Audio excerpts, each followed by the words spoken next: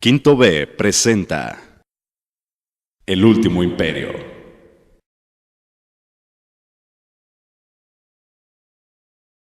Benito Juárez ocupó la presidencia de la República tras convocar las elecciones de diputados al Congreso de la Unión y para presidente constitucional de la República en un plazo de 2 meses, después del conflicto que existía en México entre los liberales y los conservadores, y la guerra que había terminado de sufrir el país.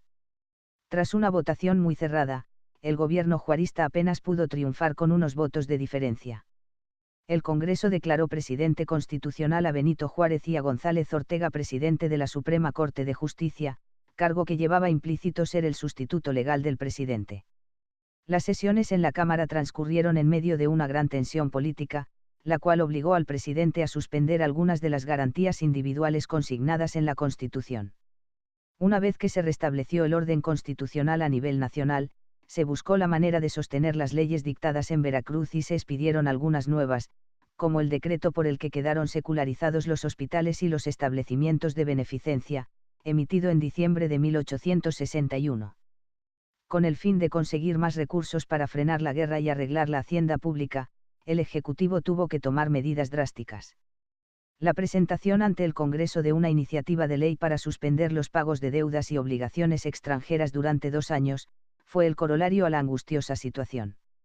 Discutida en el seno de la Asamblea Legislativa, la iniciativa fue aprobada y se publicó en julio de 1861. La respuesta de las potencias afectadas fue inmediata y aunque la disposición se derogó en noviembre de ese mismo año, fue demasiado tarde pues la actitud asumida por los gobiernos extranjeros presagiaba el inicio de la intervención.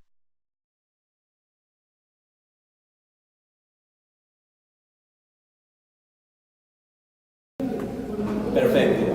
Nos hemos reunido en esta convención para llegar a un acuerdo sobre la deuda que tiene México con nuestros respectivos países. ¿Qué podemos hacer ante esta situación? Es un país sin mucha importancia.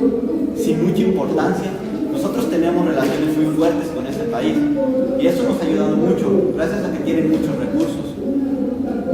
Estoy totalmente de acuerdo. Con el emperador de Francia, mi país es reconocido por su gran cantidad de excelentes comerciantes y México es una enorme fuente de recursos. Lamentablemente, el presidente Benito Juárez ha suspendido la deuda que tiene con nosotros. ¿Hay alguna manera de arreglar todo eso? Tenemos que arreglar esto de todos modos. Suspender la deuda no nos beneficiaría a nadie. Hicimos un servicio para México y no quiere pagar. Recuerden que México pasa por un momento difícil. En la economía, por culpa de las guerras, tenemos que considerar esas circunstancias. Mis relaciones con ese país están casi muertas y aunque me duela decirlo, tenemos que hacer que México nos pague la deuda, aunque sea a la fuerza. Estoy de acuerdo con eso. Me ofrezco para desembarcar en México y así llegar a un acuerdo, o todo será peor. ¿Y creen que eso funcione para asignar a alguien del gobierno a que lo acompañe? Estoy de acuerdo con que Russell vaya hacia México. En ese caso, también yo mandaría a alguien de mi gobierno. Necesitamos tener cuidado con los habitantes y con el gobierno de México. No creo que acepten a otros extranjeros de una buena manera. No nos importa la gente, solo queremos exigir el pago de nuestra deuda, que cada vez aumenta más la cantidad. Tranquilo, todo será pacífico, respetaremos el territorio y su gente. Solo queremos llegar a un acuerdo. Todos estamos de acuerdo con eso. Estoy orgullosa de que haya gente tan inteligente en mi gobierno. Espero que todo se arregle como nosotros queremos.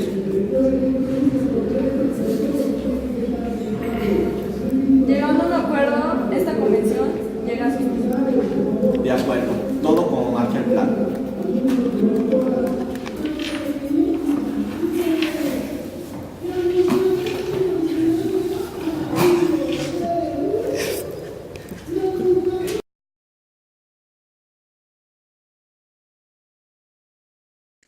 Era el año de 1861 y 1862, cuando las tropas aliadas llegaron a La Soledad, estado de Veracruz. Esto se debía a que México atravesaba por una difícil crisis debido a las guerras exteriores y la deuda extranjera que aún tenía. Por eso, en julio de 1861, el gobierno declaró una moratoria, disponiendo que se quedaría con los ingresos de las aduanas destinadas a pagar las deudas extranjeras. Benito Juárez no tuvo opción y se declara la ley del 25 de enero de 1862, en la que se declaraba enemigos a los invasores y traidores a quienes fecundaran sus acciones. Al mismo tiempo, el gobierno se dispuso a negociar y envió a su representante y secretario de Relaciones Exteriores, Manuel Doblado, para tratar sus problemas y llegar a un acuerdo. Señores aquí presentes, permítanme presentarme. Yo soy el secretario de Relaciones Exteriores y el representante de nuestro presidente Benito Juárez. Este señor es el general Prim y es el representante español. Él y yo hemos llegado a un acuerdo por órdenes de nuestro presidente. En este acuerdo todos quedaremos beneficiados. Se mostraron propuestas muy interesantes que a continuación les vamos a presentar. Mi nombre es John Russell y soy el representante de Inglaterra. Es un gusto conocerlos y creo que lo que se va a tratar aquí y lo que usted nos tiene que decir va a ser importante. Oui, monsieur. Yo vengo en representación de Francia, con órdenes muy específicas de mi emperador Napoleón III. Bueno, ya que todos estamos reunidos, creo que ya saben qué es lo que tenemos que discutir. Están todos enterados cuál es el problema, ¿verdad? Oui. Sí, queremos ver qué decisiones se van a llevar a cabo. Se levanta sesión para llevar a cabo un pacto entre ambas naciones y que sea satisfactorio para todos. Los siguientes puntos son: el reconocimiento del gobierno de nuestro presidente Benito Juárez, la declaración de que las potencias respetarán la integridad, la independencia y la soberanía nacional de nuestra nación. Toda negociación se llevará a cabo en Orizaba. En caso de declararse rotas las relaciones, las tropas aliadas volverán a los puntos que ocupaban en la costa. Estas son propuestas que en lo particular me parecen algo correcto y justo. Yo como embajador de España les hago informar que estoy de acuerdo. Monsieur, en lo particular, a mí no me parecen correctas las decisiones que han tomado. ¿Y por qué no les parece correcto? Yo como embajador me comprometo a afirmar que he de pagar la deuda y lo que me están pidiendo. Lo que usted está diciendo me parece bien. Como ya les había dicho yo, tengo órdenes específicas por mi emperador, y esto que proponen ustedes no es lo que él desea. De mi parte, yo no estoy de acuerdo. Lo que solicita Napoleón III en México es una monarquía con un príncipe católico, así que nada más que decir, me retiro. No sin antes decirles que pronto recibirán malas noticias de Francia. Y así fue como concluyó, después de aquel tratado en el que el francés Dubois no estuvo de acuerdo. Alistaron sus tropas para avanzar hasta Puebla con fuerza para conquistar el país. Así comenzó la segunda intervención francesa en México.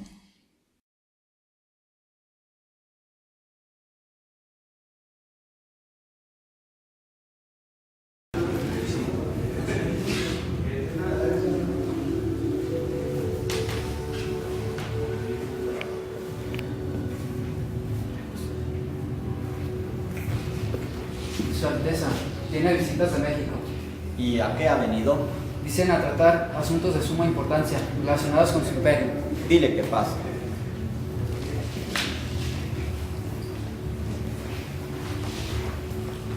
Muy buenas tardes, Su Majestad. Mi nombre es Juan Nepomuceno Ano. Mucho gusto. Cierto. Gracias.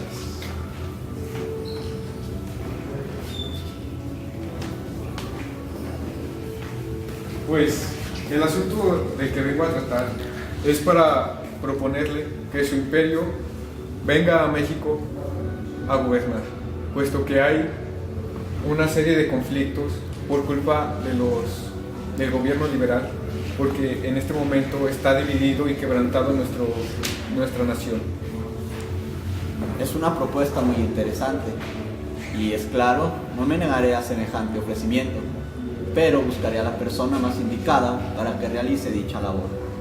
Es un honor y un placer tenerlo en nuestra nación. Muchísimas gracias y recibiremos con gusto a quien usted mande.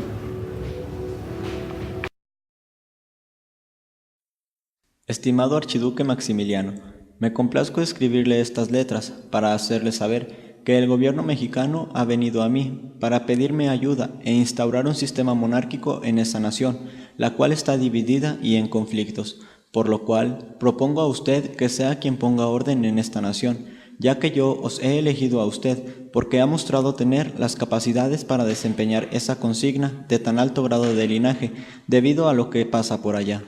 Los habitantes de esta nación lo esperan a usted y a su distinguida esposa con gran complacencia, para que ponga orden ante tal situación. Sabiendo que tomará la decisión correcta, me despido de usted implorando a Dios que lo acompañe siempre.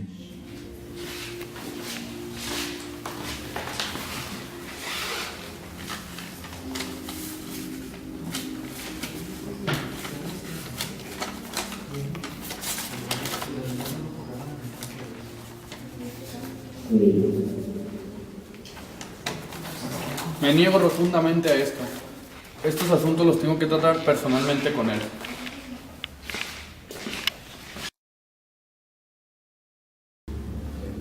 Hermano mío, te vuelvo a insistir, tomes el trono de México. Esa es la mejor elección que puedes tomar, porque estando allá, la riqueza podría ser solo tuya, no como aquí, que nada más tienes que estar peleando contra mí para tener la sucesión. Mi hermano, mi sangre, pero esta es mi patria.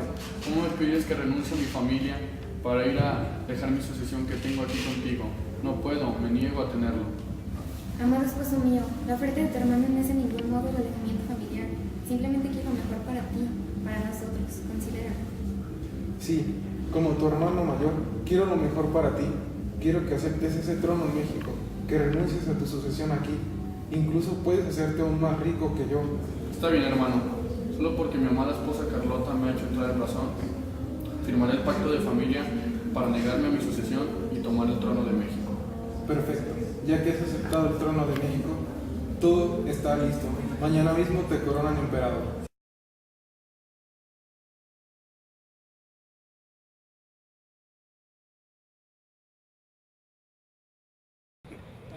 Destruida la alianza formada en Londres entre Inglaterra, España y Francia, y dado que esta última potencia tenía planes ulteriores, tales como intervenir en la política mexicana imponiendo un imperio y aprovechando su influencia y apoyo en la obtención de amplios beneficios, principalmente económicos. Los comisionados franceses, auxiliados por monarquistas y conservadores mexicanos, se aprestaron a actuar. En vez de retirarse hasta Paso Ancho, como se habían comprometido por los preliminares de la Soledad, se quedaron en Córdoba, como pretexto que el gobierno juarista, que afirmaba era de una minoría opresiva, trataba, a base de un sistema de terror sin ejemplo, impedir a la mayoría de la nación imponer el régimen que anhelaba. También señalaba que no se retirarían, pues tenían que proteger a sus soldados enfermos que se hallaban en varios hospitales, y a los cuales se habían comprometido a prestar auxilio y prestarles toda suerte de protección. El general Ignacio Zaragoza fue nombrado jefe de las armas mexicanas. Con un contingente de soldados dispuestos, Lorences, general francés, avanzó hacia Orizaba, donde se encontraba Ignacio Zaragoza, con 40,000 hombres y 8 cañones. Acto seguido, el general Zaragoza se retiró hacia las cumbres. En Orizaba, Lorences recibió nuevos refuerzos, dirigidos por los coroneles Legrier y Gambier, quienes llevaron el peso de la primera fase de la campaña, y se aprestó para iniciar el ascenso hacia las Grandes. El 27 de abril, por la mañana, acompañado por el ave negra Saligny y por Almonte, inició su marcha sobre Puebla. Lorences, lleno de soberbio optimismo y complejo de superioridad, afirmaba: tenemos sobre los mexicanos tal superioridad de raza, organización, disciplina, moralidad y elevación de sentimientos que os ruego dirijáis al emperador que a partir de este momento y a la cabeza de 6,000 hombres soy el amo de México. Estoy convencido de que la monarquía, como yo lo he escrito, es el solo gobierno que conviene a México. Zaragoza había reunido en Puebla a sus tropas, ordenando se levantaran barricadas en las calles y planeando hacer su defensa aparándose en 3 fortificaciones de cierta importancia, las de los cerros de San Juan, Guadalupe y Loreto. Sus tropas cercanas a los 12,000 hombres, dirigidas por los generales Negrete, Berriozábal, Díaz, Lamadrid, Tapia, Álvarez, Carvajal y Ojorán. Lorences pensó que al atacar y vencer a las tropas mexicanas posesionadas de las alturas, le permitiría apoderarse de Puebla, cuya caída sería un triunfo espectacular para su causa. A las 11 de la mañana, los franceses iniciaron el ataque al fuerte de Guadalupe con 2 compañías de zuavos y 10 piezas de artillería. Después de 1 hora y cuarto de ataque, los franceses habían agotado sin resultado favorable la mitad de sus municiones, por lo cual Lorenzes ordenó un ataque general. Hizo avanzar 4 batallones de cazadores para reforzar a sus zuavos y marinos, los cuales no lograron adelantar gran cosa debido al fuego graneado que los mexicanos enviaban desde Guadalupe y Loreto. La caballería mexicana rodeó a los cazadores que habían quedado en la reserva de la planicie, cuando 2 nuevas compañías de zuavos iban a apoyar a sus compañeros en difícil situación. Una fuerte tormenta, acompañada de una copiosa granizada, complicó el avance de los franceses, que rodeaban por las pendientes resbalosas, soportando una lluvia de fuego y de agua. Esto obligó al general Lorenzes a ordenar la retirada, habiendo perdido 476 soldados y recogiendo 345 heridos. El ejército mexicano contó con 83 muertos, 132 heridos y 12 desaparecidos. La derrota del ejército francés en Puebla, el 5 de mayo de 1862, fue para los invasores un golpe terrible, más para el pueblo mexicano, dividido, desesperanzado, temeroso de perder nacionalidad, libertad y territorio, representó un triunfo de incalculable importancia. El comienzo de un nuevo día, el resurgimiento de optimismo y de la confianza. Zaragoza, con la serenidad y sobriedad de todo héroe clásico, envió al presidente Juárez las siguientes palabras. Las armas mexicanas se han cubierto de gloria. La armada francesa se batió con enorme valor. Su general en jefe demostró torpeza en el ataque. La derrota del 5 de mayo fue recibida en Europa como una turbonada. Napoleón III tuvo que pedir al Congreso que le autorizara a emplear crecidas sumas para enviar un cuerpo expedicionario de 30,000 hombres al mando del general Forey.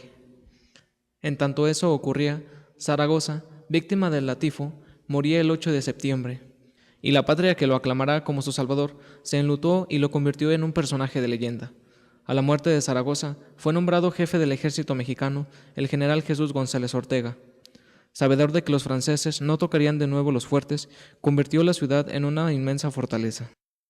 El sitio de Puebla inicióse el 16 de marzo y terminó con la rendición de la plaza el 17 de mayo. Durante 2 largos meses, la ciudad resistió con una heroicidad sin límites los ataques del enemigo, superior en práctica, armamento y contingentes. La ciudad cayó después de 2 meses de sitio, el 17 de mayo de 1863. La derrota sufrida por los franceses el año anterior había sido en realidad una retirada, y su poderoso ejército volvió imponiendo su superioridad en un país que 15 años atrás había mostrado debilidad y anarquía.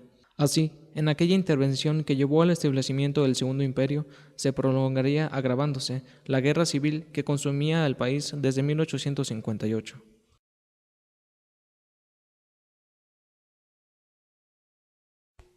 Era el año de 1863 cuando se estableció un gobierno de la República en San Luis Potosí. Juárez abandona la capital, desde donde mandó llamar la guerrilla. El presidente Juárez decidió trasladar los poderes de la República a San Luis Potosí. Allí pensaba organizar desde el centro del país la resistencia republicana y nacional. Sabía que, en esos momentos, la estrategia más importante consistía en protegerse de caer en manos del enemigo, ya que encarnaba a la República y, por lo tanto, la única garantía de su pronto restablecimiento. Los principales jefes militares republicanos se habían rendido, pero el presidente de México era un civil y podía establecer una clara diferencia entre la capitulación militar y la sobrevivencia de la República Constitucional. El 9 de junio de 1863, Juárez llegó a la ciudad de San Luis Potosí y al día siguiente emitió un manifiesto. Reconcentrado el enemigo en un punto, como ahora, será débil en los demás. Diseminado, será débil en todas partes. Él se verá estrechado a reconocer que la República no está encerrada en las ciudades de México y Zaragoza. Puede vislumbrarse, tras sus palabras, una estrategia que muy posiblemente se derivaba de la experiencia política y militar de la guerra contra los Estados Unidos. El planteamiento inicial del manifiesto indica con toda claridad la propuesta de una guerra de guerrillas. Juárez permaneció 7 meses en San Luis Potosí, Durante ese tiempo intentó normalizar las funciones de gobierno emitiendo cargos militares y políticos. El comandante Forey, dentro del pueblo mexicano, organizó una asamblea junto con Maximiliano, donde participaron unas 235 personas, en el cual Maximiliano gobernaría con los generales Nepomuceno y Mariano Salas, los cuales, entre estos partidarios, ocuparían distintas posiciones como reaccionarios y santanistas, que buscaban una dictadura militar de los liberales, los cuales tenían los principios de libertad, propiedad y seguridad. Maximiliano era hermano del emperador Francisco José. Maximiliano era un hombre ilustrado, partidario de los liberales, casado con Carlota Amalia, la cual era muy bella. Vivían en un castillo, dedicándose a la apreciación del arte, donde se le otorgó y recibió la comisión del trono y la aceptación al llamado de la nación mexicana. El paso de aceptación del trono como emperador de México influyó mucho en Napoleón III, a quien había confiado el proyecto liberal de su gobierno, destacándose por esta frase: No es con la libertad parlamentaria con la que se regenera un país. Para eso, Napoleón respondió: Lo que falta a México es una dictadura liberal, fuerte, que proclame grandes principios de las civilizaciones modernas, tales como la igualdad, la libertad civil, la religiosa, la probidad de la administración, la equidad y la justicia. En esto estaban de acuerdo Maximiliano y Napoleón. En abril de 1864, en ruta hacia México, Maximiliano y Carlota pasarían a visitar al Papa Pío IX, otro de los personajes interesados en el éxito de las fuerzas invasoras y de los conservadores. En ese mismo año, la jerarquía católica mexicana recibió con entusiasmo delirante al invasor, encabezado por el pretendido emperador Maximiliano. El 29 de mayo de 1864 desembarcó en Veracruz el archiduque de Austria, Fernando Maximiliano de Habsburgo, a quien un sector de la sociedad mexicana, apoyado en el ejército francés que ocupaba nuestro suelo, había ofrecido la corona de México. Pero al lado de su amplia cultura y su viva inteligencia, su capacidad de conciliación y negociación y sus vigorosos impulsos reformistas tenían una notable debilidad de carácter, una ligera frivolidad y un desconocimiento casi absoluto de la situación y las características de México. Creía que, como había hecho en Lombardía, bastaba con impulsar leyes justas para fundar la felicidad de aquel remoto y desgraciado país transoceánico. Según el epistolario que intercambió hacia Europa, el nuevo emperador quedó encantado de su nuevo país, edificó el castillo de Chapultepec y el Paseo de la Emperatriz, hoy conocido como Paseo de la Reforma, y trató de conservar la cultura mexicana en sus diferentes manifestaciones. Los liberales, junto con el gobierno juarista, se establecieron en el norte del país, desde donde seguirían la lucha por la reinstauración de la República. La primera vez que Maximiliano conoció los proyectos monárquicos de los conservadores mexicanos y su calidad de candidato al trono fue en septiembre de 1861. Desde ese momento Maximiliano se dedicó a aprender el español y a estudiar la historia de México de Lucas Alamán, al mismo tiempo que entró en contacto con los conservadores mexicanos exiliados. Cuando el ejército francés, aliado con los conservadores mexicanos, tomó la Ciudad de México en 1863, Maximiliano respondió a las invitaciones formales que se le hicieron diciendo que asumiría el trono solo si se era el deseo de la mayoría de la nación mexicana, de modo que los conservadores organizaron un plebiscito que únicamente tuvo efecto en los territorios dominados por los franceses y con resultados amañados. Convencieron al ilustre príncipe. Al tiempo que se expresaba en la legislación del proyecto de aquel imperio, cuyo lema era equidad en la justicia, se definía su futuro en el apoyo militar de Francia. Confiando en los deseos de la sociedad que buscaba la paz política, Maximiliano procuró evitar rivalidades entre militares ambiciosos y protagónicos. Miramón fue enviado a Prusia para cumplir comisiones que eran, en realidad, destierro y para dejar al mando al mariscal Bazaine. Juárez salió de Monterrey y estableció el gobierno en Chihuahua, donde fue bien recibido y permaneció un año.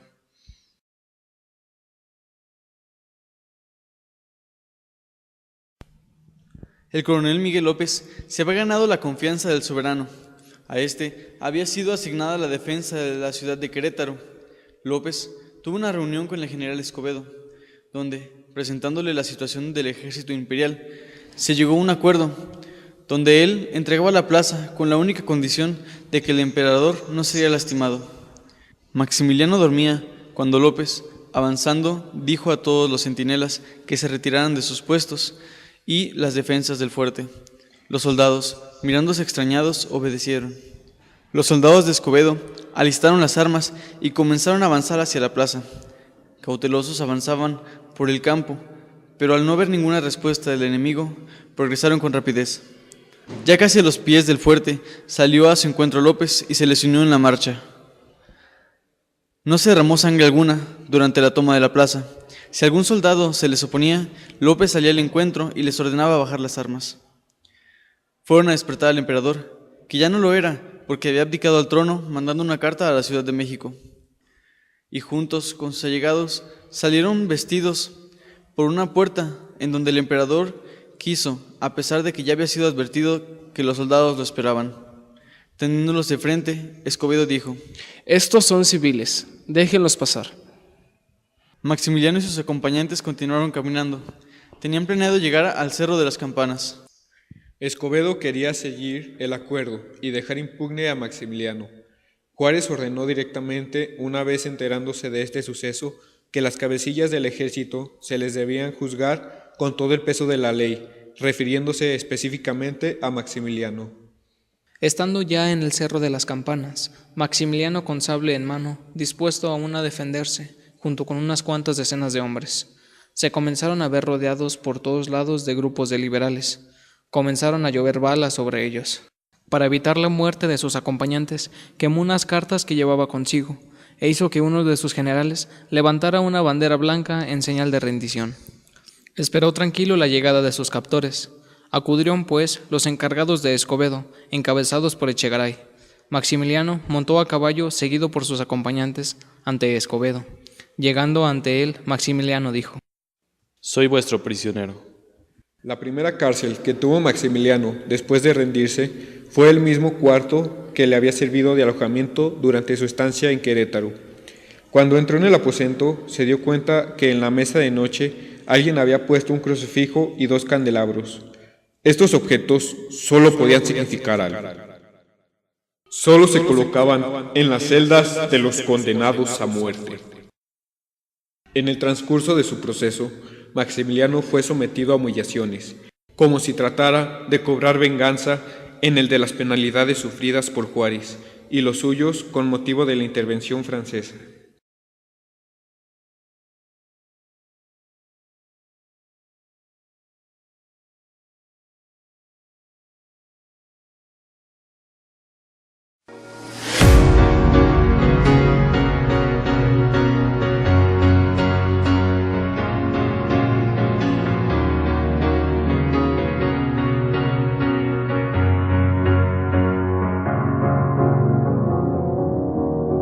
You're a sky full of stars. I'm gonna give you my heart. 'Cause you're a sky full of stars. 'Cause you light up the path.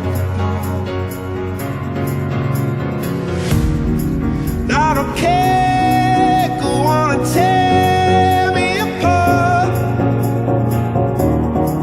I don't care if you do.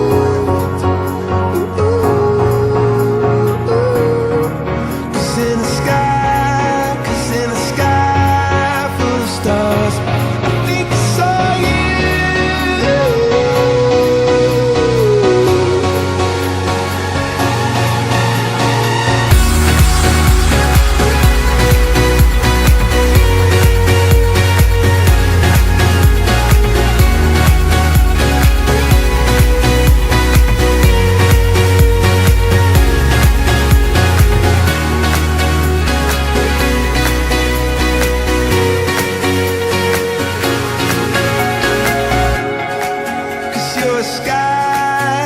You're a sky full of stars. I wanna die in your arms. Cause you get lighter the more it gets dark. I'm gonna